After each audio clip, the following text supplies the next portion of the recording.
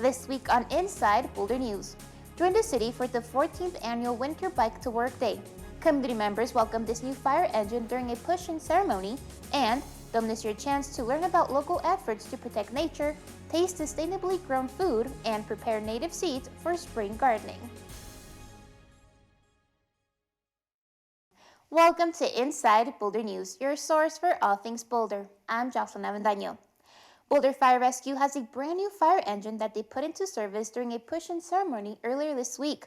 The new fire engine will be housed at Station 3 at 30th and Arapahoe and was specifically built to meet the needs of Boulder's fire department and community. Boulder's Fire Station 3, located at 30th and Arapahoe, welcomed in a new fire engine during a push-in ceremony this week. Engine 2503 originally went into service in 2010 as Engine 2502 at Station 2, located at Broadway and Baseline. As 2502, it served the Hill and University of Colorado neighborhoods. A refurbished engine means that this engine was completely taken apart, every piece checked, some of it built brand new, repainted, put back together. And so really, the skeleton of this engine is the original, but everything else about it is brand new. After 10 months of work, 2503 is completely refurbished and ready to return to service for the Boulder community. This project was funded through the Fleet Replacement Fund and overseen by Boulder Fire Rescue engineers Scott Falconer and Curtis Stalker and Battalion Chiefs John Nunez and Travis Richin. So refurbishment gave us an opportunity to test a concept that we hadn't tried in the past, to stretch our taxpayer dollar and to fit into an apparatus replacement schedule on need and service delivery. A push-in ceremony is a long-standing tradition in the fire service, dating back to the 1800s when fire department apparatus were horse-drawn steamer engines. Since horses struggle to walk backwards when pulling a load, the horses were detached and firefighters would push the engine back into the bay. This ritual is now a tradition for Boulder and for fire departments across the nation. Firefighters are really big into tradition, and it's one of those traditions that we kind of keep alive. And this is the third time Boulder Fire has done it, and I think you're going to see this for every new piece of equipment that we get, kind of a welcome to the community. It's not just for the fire department, it's for all of Boulder. We're well into the middle of winter, and the little cold or snow doesn't stop Boulderites from commuting on their bikes or on their own 2 feet.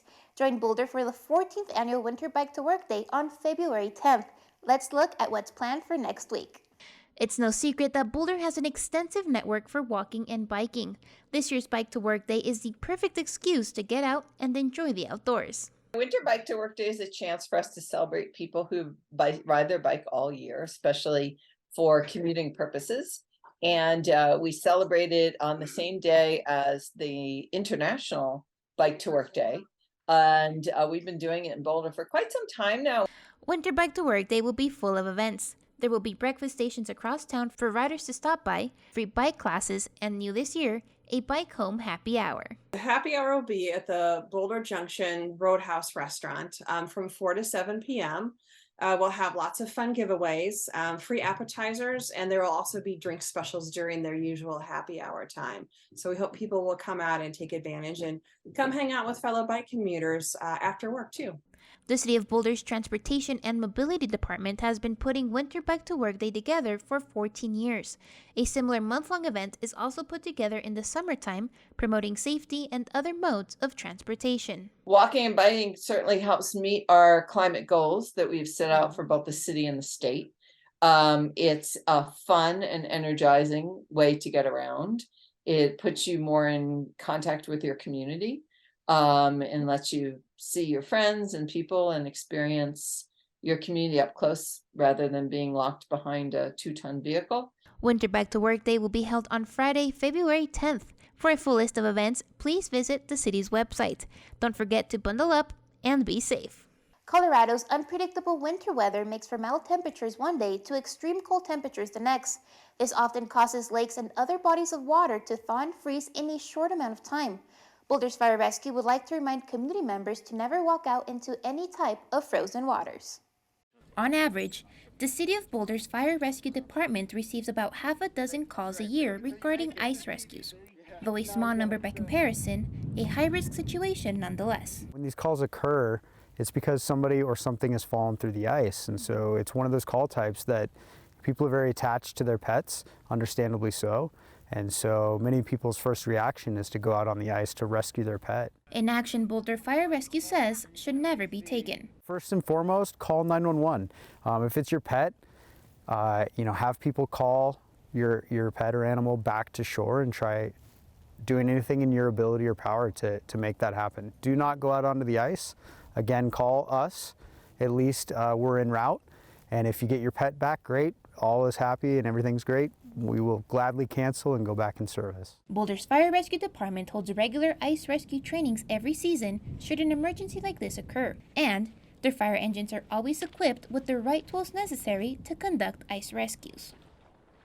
All of our engine companies are equipped with a surface ice rescue suit and anchor rope, and every engine company will effect a surface ice rescue. We also have a fully capable water rescue team that responds on all of these calls as well, should something more severe occur. If a victim were to go subsurface or one of our rescuers had an issue, our dive team is en route as well to be able to do an ice dive operation. More information on the city's Fire Rescue Department can be found on the website seen on your screen. The city's Climate Initiatives Department invites community members to celebrate the city's biodiversity, climate, and themselves. The celebration will begin with a presentation from the city's senior ecologist, Rella Abernathy. She will explore why global agreements to protect nature are relevant to the average person and the leadership role local communities must play. City staff will also share information about projects that are expanding tree canopies, building healthy soils, transforming our food system, and creating networks of pollinator gardens. This free event will also teach attendees how sustainable food systems are important for meeting biodiversity and climate goals. They will also get the chance to learn about biodiversity in the city and will be able to make their own sow bag of native seeds to grow native grasses and wildflowers to plant this spring, expanding pollinator habitat in the community. Don't miss this event next Tuesday, January 31st from 6 to 8 p.m. at the Junkyard Social Club. Attendees will also have the option to join virtually through live stream. To register for this free event or get more information, please visit the website seen on your screen. Valentine's Day is fast approaching, and what better way to celebrate than with your little sweetheart? Boulder Sweetheart Valentine Dance is back and is a chance for parents and their kids to spend a special evening together, and tickets are on sale now. A special time full of sweet memories awaits participants along with dancing, light refreshments, a DJ, and even photos to capture the special moment. Sweetheart Valentine Dance is on Saturday, February 11th from 5:30 to 8:30 p.m. at the North Boulder Rec Center. The dance is open to kids 10 and under. Visit the website on screen to go ahead and register. The event sells out fast, so purchase your tickets early and reserve your spot. Thank you so much for joining us on this week's edition of Inside Boulder News. Connect us on Facebook and Twitter. You can also sign up to receive video updates right in your inbox. Just go to boulderchannel8.com and click on subscribe. And be sure to check out the city's online newsroom for the latest city news. We'll see you next time.